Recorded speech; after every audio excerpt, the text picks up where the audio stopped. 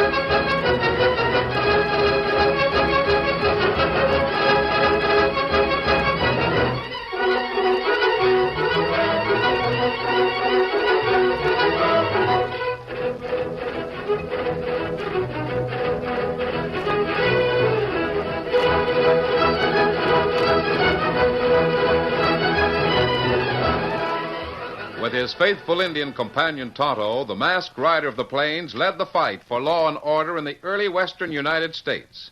The stories of his strength and courage, his daring and resourcefulness have come down to us through the generations. And nowhere in the pages of history can one find a greater champion of justice. Return with us now to those thrilling days of yesteryear. From out of the past come the thundering hoofbeats of the great horse Silver.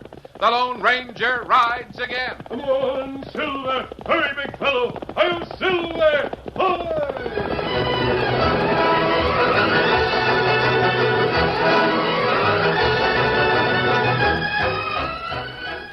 Our story had its beginning in a small town in Indiana. Come in. In his richly appointed office, Andrew Lockwood relaxed and smiled a friendly greeting at the young man who stood in the doorway. Oh, come in, John. Come in. You, wanted to see me, sir? Oh, yes, of course. Sit down, won't you? Mm-hmm. Cigar? No, thank you, Mr. Lockwood. Well, I suppose we may as well get down to cases, John. You, probably know why I wanted to talk with you. If it's about Amy, sir, It is about Amy, Mr. Chapman. I think you'd better change your plans. I'm sorry. You know how I feel about your daughter. I'm not interested in your feelings, young man. Unfortunately, my daughter thinks she's in love with you. She wants to marry you and join you in this crazy scheme of going west. Of all the stupid, muddle-headed ideas... You may be right, Mr. Lockwood. Maybe right. Maybe. Why, you stupid... On the other hand, you may be wrong. I won't try to explain my reasons for wanting to go west. Chapman, I know why you're going. You've got the fool's dream about big money. You've been listening to the stories that come back from the gold fields. Here. $1,000, Chapman. Take it and forget that you ever saw my daughter. Go on, take it. Then clear out. Go to California or Timbuktu, for all I care. Well? You're very generous, Mr. Lockwood. I'll go. But you keep your $1,000. And if Amy is willing to be my wife, we'll hit the Rainbow Trail together. Rainbow Trail, indeed. The Rainbow Trail. If you think I'm going to let my daughter be taken in by... Hello, Amy. Hello, John. Hello, Dad.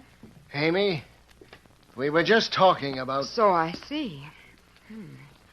Must have been an interesting conversation, or was all this money just lying on your desk? You see... John, dear, you didn't sell me off for a measly $1,000, did you? No, darling. I was holding out for $1,500. Now, see here. Amy, you've got to get this Rainbow Trail foolishness out of your head. Do you hear? I'm not going to have my daughter... Here, Dad. Take your money and put it away.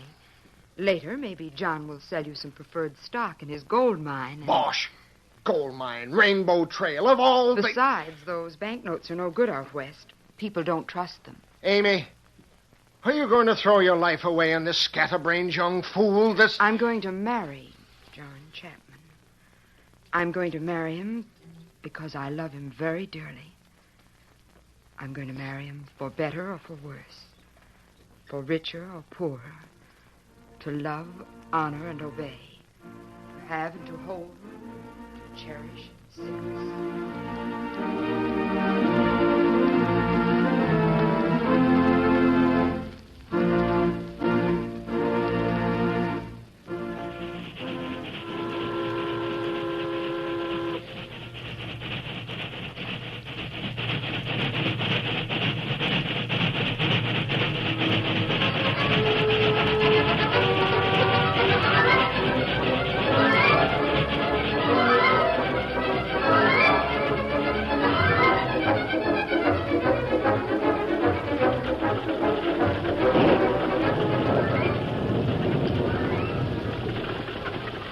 John Chapman and his young wife followed the Rainbow Trail westward, answering the siren call of danger, the challenge of great adventure on the new frontier.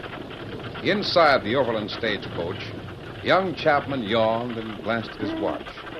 Outside, the rain fell steadily. I don't see how they ever die of thirst out here. It's been raining for 2 days. I'll bet it doesn't rain out in the desert like this. Don't forget, we're way up in the mountains. It's 4 o'clock. We ought to be in Santa Fe before midnight. You warm enough? Mm-hmm. Know what I was just thinking? How muddy and dreary it is along the trail. And then I thought, when it stops raining, the sun will come out. And somewhere out yonder, the painted cliffs, that's where we'll see our rainbow. That's right, honey. And you know what I'm going to do? Well, I'm going to make the driver stop the stage. Then I'm going to climb right up those painted cliffs and stake a claim on that rainbow. Yes, sir. For Mr. and Mrs. John Chapman. That sounds wonderful, darling.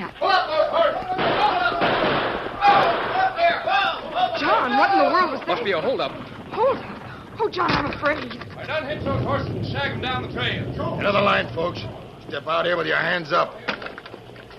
Come on, step out. Come on, Amy. I'll help you. Throw down that mail powder. Ain't no mail in this coach, you mavericks. Throw it down, Grandpa Ford. Come up and get it. I ain't carrying no mail. Quit arguing with the old fool and get it yourself. Now, see here. Hey, you leave them horses alone. All I'm carrying is 2 passengers. Now, get out. All right, Slim. Now go look for yourself. Sure interrupted him, Chief. Permanent. Shorty, hurry up and turn those horses loose. Yeah, just a minute. Hi, you, fella. Hand over your wallet. Yeah, and that watch you're carrying. Get up there. Get up, you... Hurry it up, fella. We ain't got all day. Here you are. Oh, John, wait. We can't do... Stay back, lady. Take your filthy hands off my wife, you devil. Kind of spunky, ain't you, mister? Maybe I can take some of that out of you. Why, you... John, please don't, John. Look out. Why, you murdering dog. You shot her. Her own fault for getting in the way. I'll kill you for that with my bare hands. Oh, you... All right, you Jaspers. Hustle up there. Hey. We made a mistake. The old guy was telling the truth, Clausen. What do you mean? He wasn't carrying the mail, not a speck of it. Well, of all it... Come on, let's get out of here. What about them two? Come on, never mind them. Let's ride.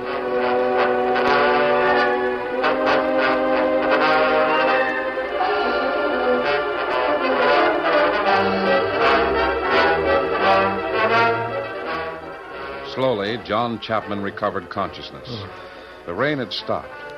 A few feet away lay the body of the dead driver, and by his side, the unconscious form of his wife, Amy. Desperately, the grief-stricken boy lifted the girl in his arms and stumbled down the muddy trail. And then... On, Silver! Oh, thank God. Someone coming. Amy, darling, please don't. Don't. Steady. What's happened here? We saw the stagecoach horses running away, and Another outlaw wearing a mask. Another crazy killer. Better get a grip on yourself. Tell us what happened. Dan, try to hustle some dry wood to get a fire going. Get the bedrolls off both horses. Yes, sir.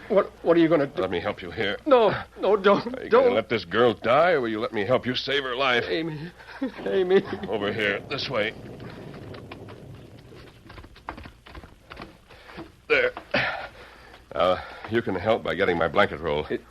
Is she... She's badly wounded, mister, but she'll live if we hurry. What can you do? Clean the wound, stop the bleeding, and get a doctor. Doctor? A doctor in this wilderness? There's one at Deer Creek, 20-some miles from here. 20 miles? But how... Maybe he won't come. Maybe... And maybe this girl will die if you don't get busy.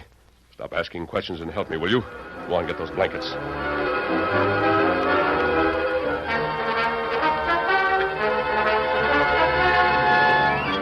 Swiftly, skillfully, the masked man cleaned and dressed the ugly gunshot wound. Then, with hurried instructions to Dan Reed, he leaped upon his great white stallion and raced away into the gathering darkness. Come on, Silver.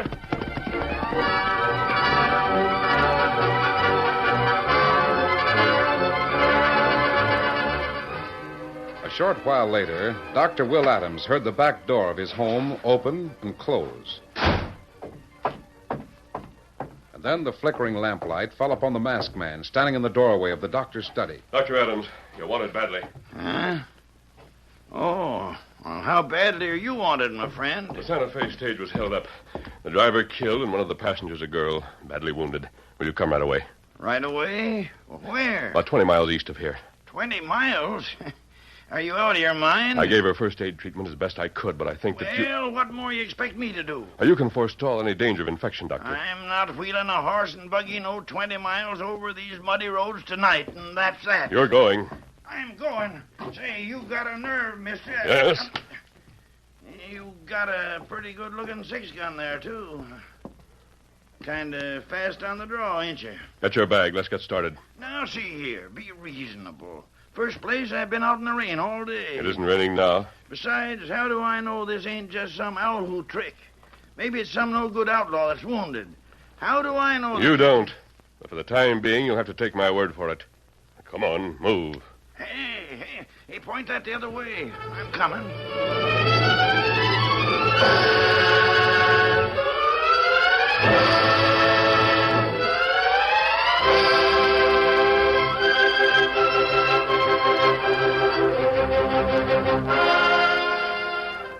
It was daylight when old Dr. Adams returned to Deer Creek, bringing the wounded girl with him. In the doctor's office, John Chapman waited with the Lone Ranger and the boy Dan Reed.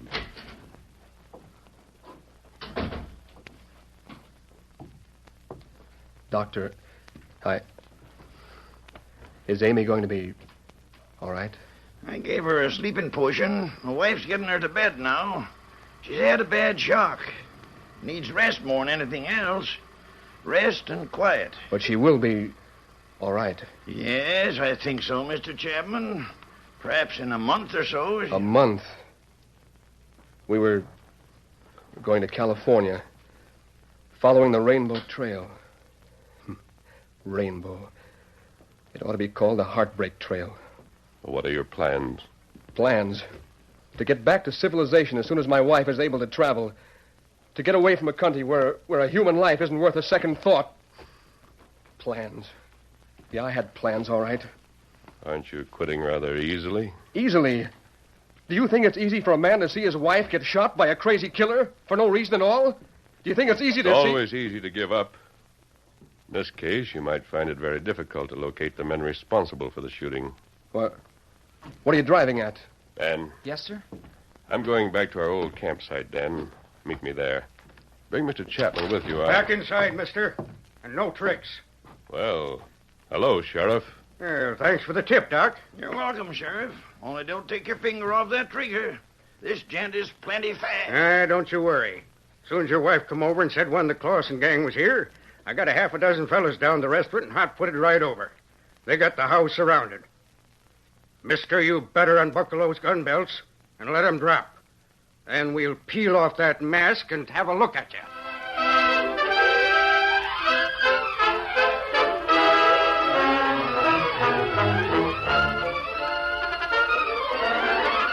The curtain falls on the first act of our Lone Ranger story. Before the next exciting scenes, please permit us to pause for just a few moments.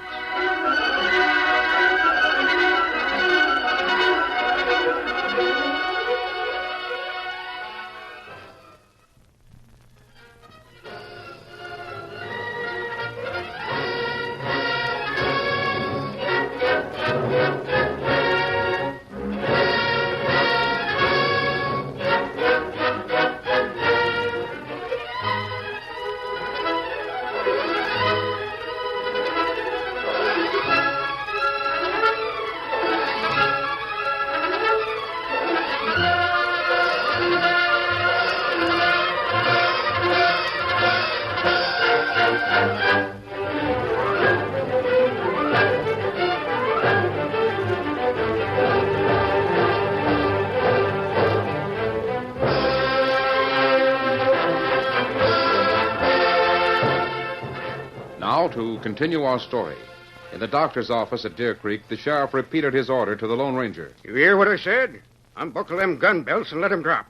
And get that mask off your face. What about Mr. Chapman and the boy? You're not taking them to jail, are you? Of course not. It's you that's going to jail. Dan, Yes, sir? since you and Mr. Chapman are free to go, you'd better get started. Sure. Come on, Mr. Chapman. Oh, Dan. Huh? You might speak to my friend Silver. I'll be needing help, you know. Oh, sure. Sure, you bet. Let's go, Mr. Chapman. Hey, do you need help to unbuckle those gun belts? And who's this fella Silver, Silver is quite a fellow, Sheriff.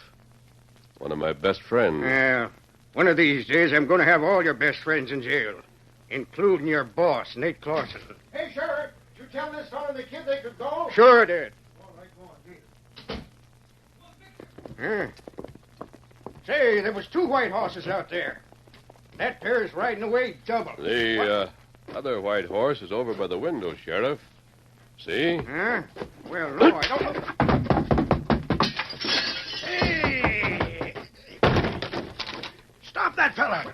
He just slugged the sheriff! Stop him!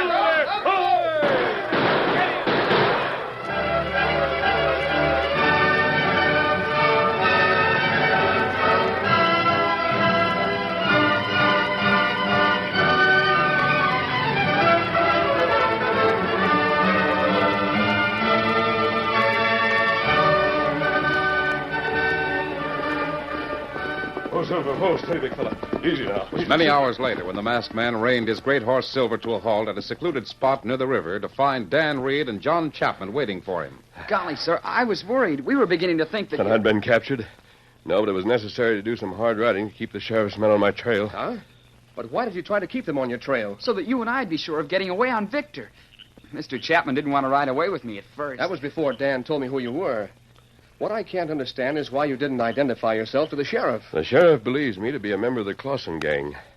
Well, for the time being, I'd prefer not to change his mind. Oh. Well, I've got to get back. It was a mistake to come out here in the first place. Oh, perhaps not.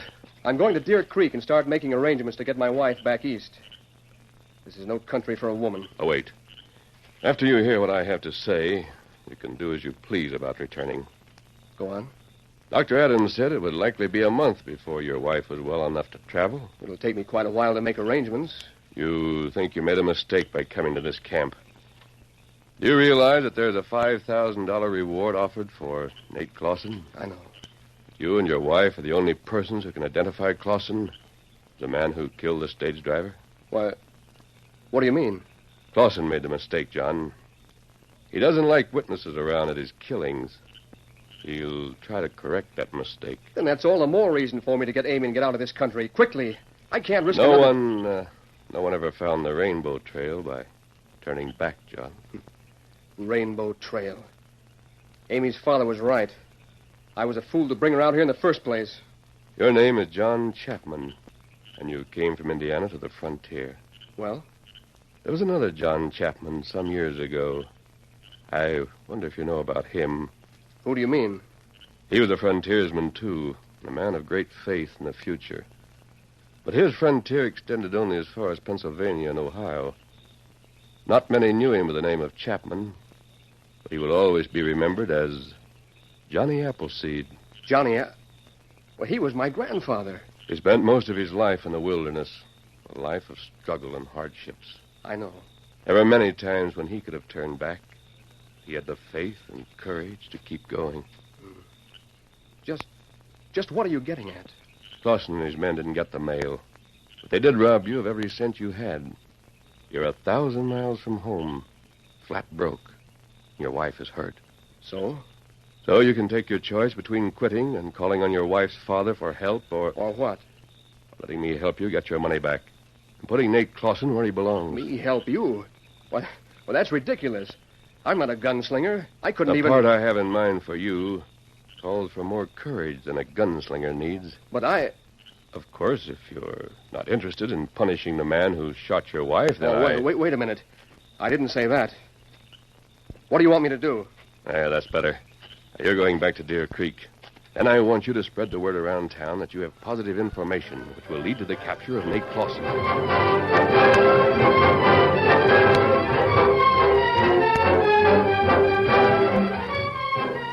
News that the notorious outlaw gang headed by Nate Clausen was operating in the vicinity of Deer Creek brought many excited groups of townspeople together.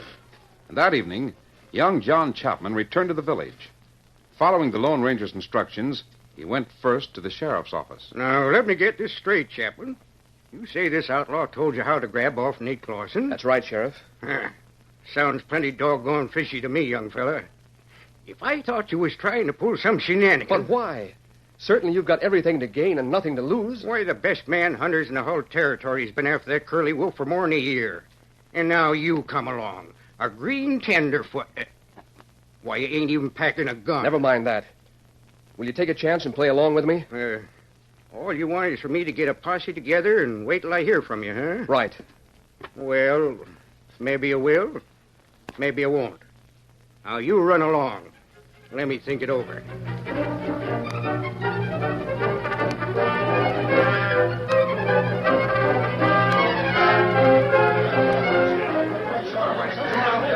Well, if you ask me, that Chapman hombre is either plenty brave or plenty loco. Yeah. If one of Clausen's gang come to me and tried to make a deal for a split on that reward money... You take it. Maybe I would. But I wouldn't be standing around here bragging about it. Look at the fool. Ain't he got sense enough to realize some of Clausen's men might be in here right this minute? I don't understand. I guess maybe you fellas don't believe me, huh? Well, the sheriff didn't take much stock in what I said either. Sheriff's going to see that you get the reward money, That's right. Just as soon as he gets his hands on Nate Clausen. Well, this owl hoot figures to double-cross Clausen. How come he don't do it alone, collect all the reward, instead of splitting it with you? What good would it do him? In prison. Oh, he'd rather take half and stay free. Oh. This fella figure to lead the sheriff to Clausen's hideout? Or did he tell you where it was? Now, look, partner. This fella's got it in for Clausen, see? And he says to me, you just do what I tell you, and we'll take care of Mr. Nate Clausen pronto. He didn't tell me to go around advertising all his plans.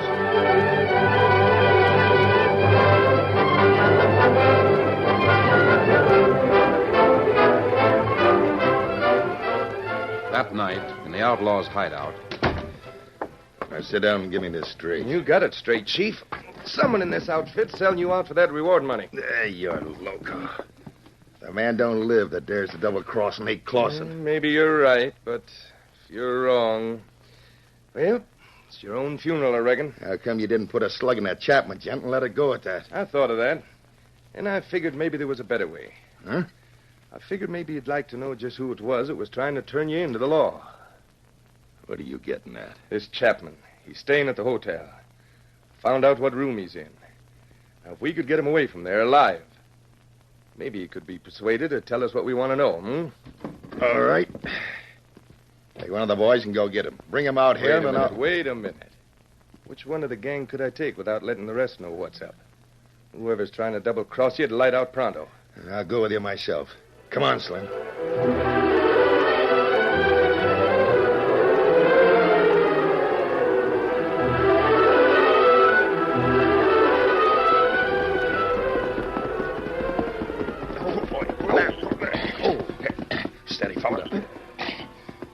Keep the horses out of sight here in the alley. Don't you want me to go in with you? To handle that tenderfoot, they'll be funny. You wait here and keep your eyes peeled. If you see anybody... Now you're being funny. Who could see anything around here is black.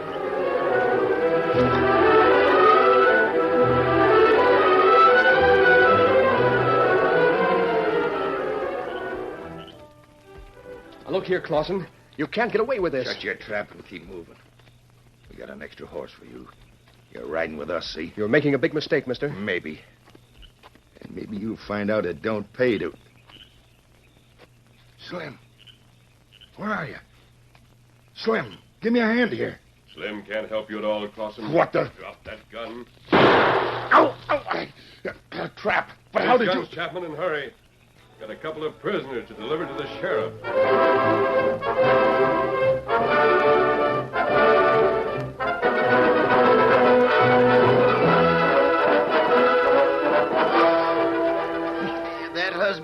sure is the nerviest, 'cause, Miss Chapman, ain't nobody in town can figure out how a greenhorn like him ever managed to corral a couple of curly wolves like Nate Clausen and Slim Laney. But are you sure John is all right? All right. Lady, he's perfect. Brought 'em both in with their own guns. And come in. John. Hello, Amy. Hi, Dr. Adams. Young feller, you better get over here and show this young lady you're all right. She's been scared stiff since she heard what happened. Well, I'm all right. What about my wife, Doctor? Well, she'll be ready to travel a lot sooner than I figured. With all that reward money, I guess you can go a long ways. John, how in the world did you manage to capture those outlaws? I didn't, Amy. I just brought them in. After a friend of ours captured them. But they said you had made a deal with one of Clausen's men. That was a trap for Clausen. After the sheriff had him in jail, Clausen was certain he'd been double-crossed by one of his gang. So he, in turn, double-crossed a whole bunch of them. The sheriff is after them now with a posse. But who was it that helped you capture the leader of the gang? Just a mighty good friend, Amy. Maybe someday we'll meet him again. Somewhere along the Rainbow Trail. Hi-yo, Silver! Ahoy!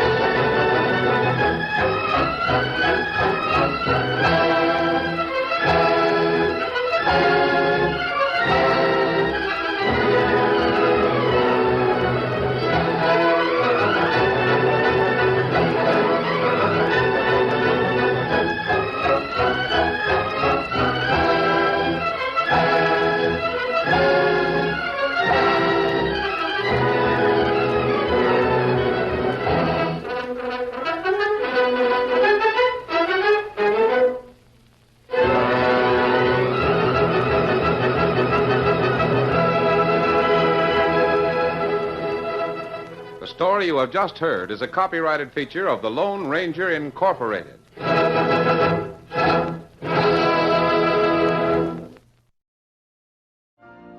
You've been listening to the OTR Gold Network. Find more classic radio at otrgold.com.